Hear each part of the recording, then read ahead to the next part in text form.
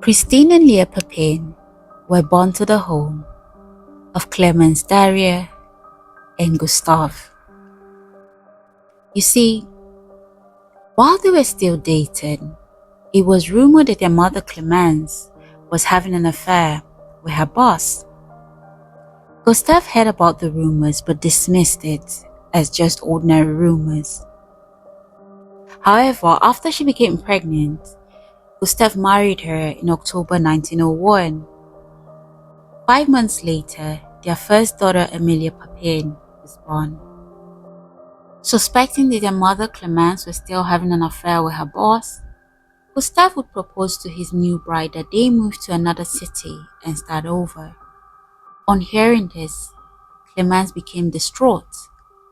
She declared that she would rather die than leave Le Mans.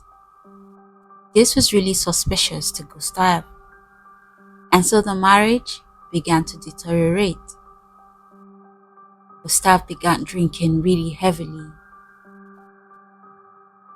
and the newly wedded couple were far from being lovebirds. And even though they had a horrible marriage, Clemence got pregnant again. Christine was born on March 8, 1905. But due to all of the rumors, her mother was considered not to be nurturing and unfit to be a mother, and soon after her birth, Christine was taken away from her parents and given to her paternal aunt and uncle, where she lived for 7 years. Their third daughter, Leah, was born on September 15, 1911, and was also given to a relative. This time, it was a maternal uncle. Their marriage was pretty uneventful up until about 1912, when it was alleged that Gustave was sexually assaulting their first daughter, Emilia. Clemence, on hearing this, believed that Emilia had seduced her own father and flew into a jealous rage. So Emilia was sent to the Bumper Star Catholic orphanage that was meant for girls who needed discipline and a firm hand. After their maternal uncle died, Leah joined her sister Emilia at the orphanage. Not much is known as to why Christine was also taken out of a loving home and made to join her sisters, but soon after, she too would also be at the orphanage. In 1918, unbeknownst to their mother, Emilia decided to enter a convent, effectively ending her relations with her family. When Clemence heard about this, she was furious. Soon after, Christine expressed the desire to also become a nun. Once again, Clemence got furious. She forbade this and immediately placed Christine in employment. Christine had already been trained in various household chores in the orphanage, so easing into a live-in maid was pretty easy for her. Soon after, Clemence also found work for Leah as a maid. Christine was described as quiet and hardworking. She was described as a good cook, but she was also described as someone who would throw a fit once asked to do a chore or duty that was beneath her. Leah was more quiet and introverted and exceptionally obedient. She adored her elder sister Christine and would do whatever Christine asked of her, but also really good with household work. Employers were always content with their work and praised the girls for their work ethic. But since Clemence considered her daughters as a meal ticket, she was never really satisfied with their pay and always forced them to seek better paid jobs. The sisters worked as maids in various homes in Le Mans, but usually they always asked their employers if they could work together. And so, in the mid-1920s, Christine entered the service of Renee and Leonie Lancelin. The Lancelin household was respectable, middle class, and in need of reliable domestic help. Christine, with her assertiveness and skill in the kitchen, quickly impressed her employers. But Christine was not content to serve alone. She knew her younger sister Leah needed her desperately. And so, after much convincing, Madame Lancelin agreed to hire Leah as well. So Leah entered the house, taking her place as a chambermaid, while Christine remained as the cook. For the first time in a long time, the sisters had found stability. Their duties were long and demanding, but they were paid regularly. The employers treated them with respect and were neither harsh nor neglectful. In fact, Madame Lancelin had gone as far as defending them against their own mother Clemence, who would oftentimes demand their wages for herself. Christine and Leah fell madly in love with their employer. In fact, in moments of gratitude, they called her Maman, which in French meant mother, a word that carried the tenderness that they had been denied in their childhood. For a time, the arrangement seemed ideal, two sisters walking side by side, shielded from the chaos of their family's past. But routine became monotony. Kindness became expectation. And soon, the girls began to feel like the employer, though protective in the beginning, was growing increasingly strict. Christine, strong-headed and fiery, rested under her scrutiny. She became increasingly bitter, and Leah absorbed all of that bitterness. The sisters' bond grew even tighter and their resentment deeper. To them, it was them against the world. Thursday, February 2nd, 1933 began like any other day for Christine and Leah. The sisters rose early like they always did, looking forward to the day's task. Christine tending to the kitchen, chopping vegetables and setting pots to boil, while Leah moved from room to room with quiet efficiency, dusting, polishing, and laying out fresh linen. All this in preparation for when Leonie and her daughter Genevieve would return from a day of shopping. By mid-afternoon, the house was nearly in order. But then came the moment that would unravel everything. Christine had set up the household iron to press Madame Lancelin's best garment. She guided the heavy tool back and forth, when suddenly the iron sputtered and then died. Its heating coil had gave way, and in an instant the fuse blew, plunging the house into total and complete darkness. Christine, knowing her employer was out shopping, did not feel the need to immediately attend to it. She felt since her employer and her daughter were going to be out for a few more hours, she could complete the other tasks she had before calling the electrician. Panic began to set in. This was yet another thing for Leonie to scream about. But since Christine felt she had a few more hours, she didn't feel the need to attend to this immediately. So she went about her other duties, hoping that she would finish in time to go reset the fuse box or find someone who would help her do it. But unbeknownst to Christine, Madame Lancelin and her daughter would come back home way earlier than they were expected. Christine tried to explain what had happened, but her mistress was having none of it. Tempers ignited and words were exchanged.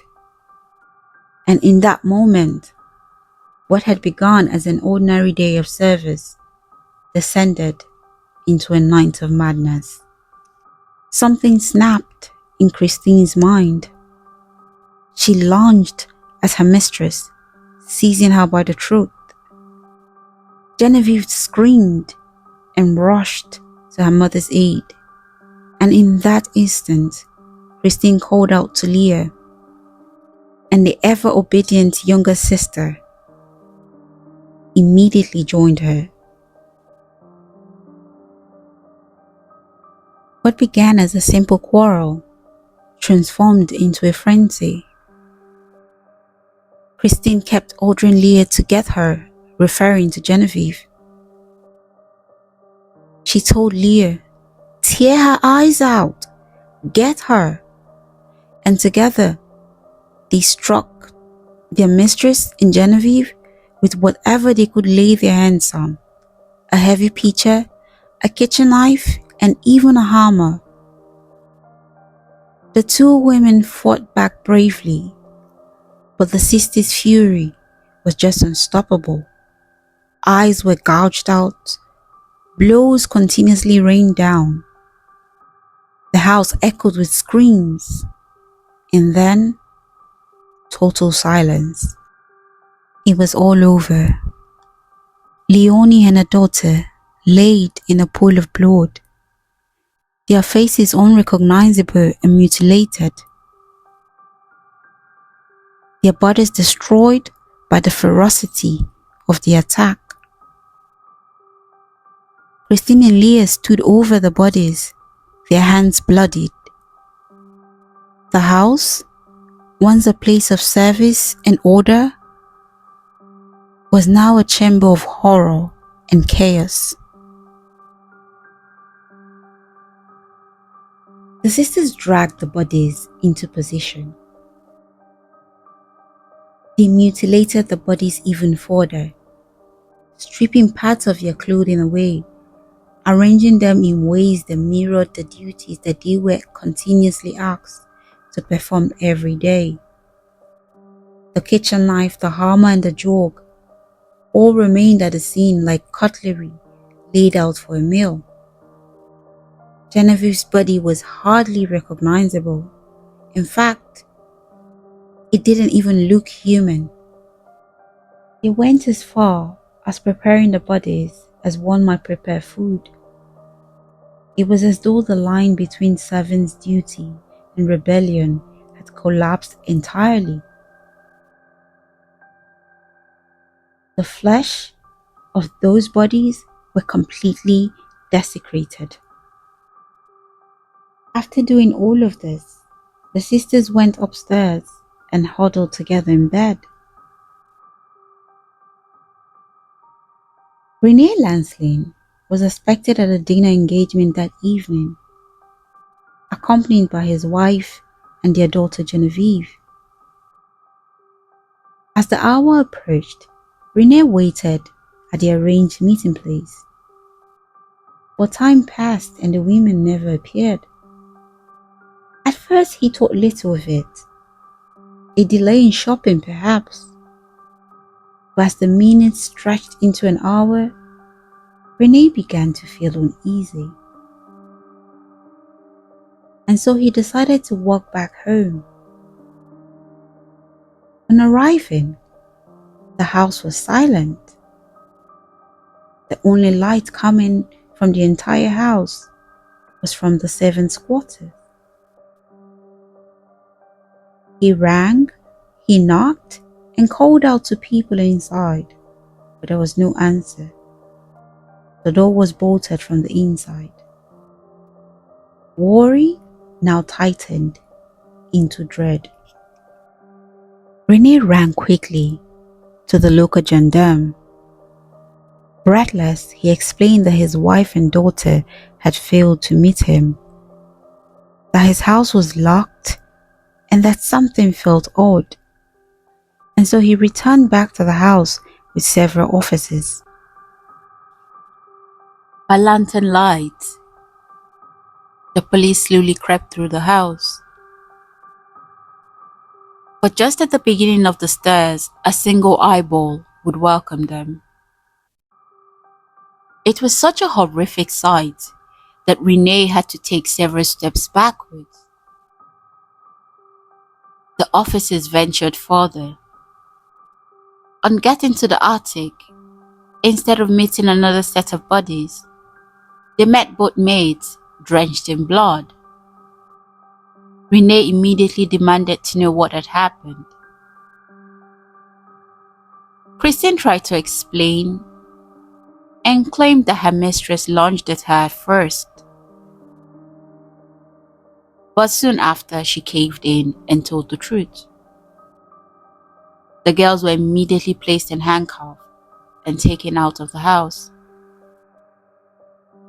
The Lancelyn home, once a symbol of order, service, and respect, now a gruesome crime scene.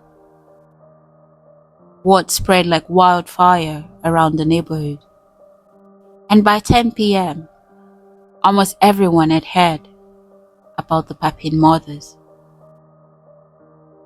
On arriving at the station, the sisters wasted no time in confessing to the crime. Christine said, "I snapped. The darkness got to me." Leah quietly answered, while questioned, "I only helped." The sisters were put together at first, but Christine grew so agitated that they had to be separated. Please view their bond. It's really unhealthy and sexually sinister. Christine grew even worse now that she was alone in isolation. And just like the night of February 2nd, it got so bad that she tried to take out her own eyes. July of that same year, the court ordered 3 medical professionals to take a look at the sisters. The doctors considered them sane, but proffered to the court that they suffered from a condition called foulard à deux, also known as shared psychosis, a condition where one person's madness becomes another's reality. The girl's story spread round France like wildfire. People began to take a deeper look into the murders. At what point does service break a person? People would gather all around the courtroom, and the conversation usually stirred in one direction. People began to look into the life of service girls. The girls who lived behind the glamorous houses, who barely spoke to other people, and whose entire lives were dedicated to the service of one or more people. In Paris, the case leapt from headlines to lecture halls. But in spite of the sympathy from the public, the girls still needed to face the consequence of their actions. And so after the trial, Christine was initially sentenced to the guillotine, but was later resentenced and given life imprisonment. Christine was imprisoned and separated from Leah. Her mental state totally collapsed. She refused to eat and was transferred to the public asylum in Rennes, where she died on May 18th, 1937. The official cause recorded was cachexia, a severe state of malnutrition and body wasting also known as the wasting away disease. Because Leah had only assisted, she was sentenced to 10 years in prison with hard labor, but was released early on good behavior. Leah later returned to Le Mans, but Leah couldn't stay in Le Mans, so she lived with her mother under a false identity for the rest of her life, working as a maid. Leah died in 2001, and the survivor of Leah made it so that the story of the Papin sisters lived on and still lives on for over 70 years. This story is still talked about in the true crime community. It teaches us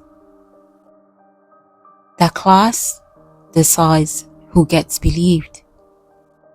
That kindness sometimes isn't about softness, but it can also be about safety. And that people should use power with care. You might never know when someone would snap. This is the monster under the bed.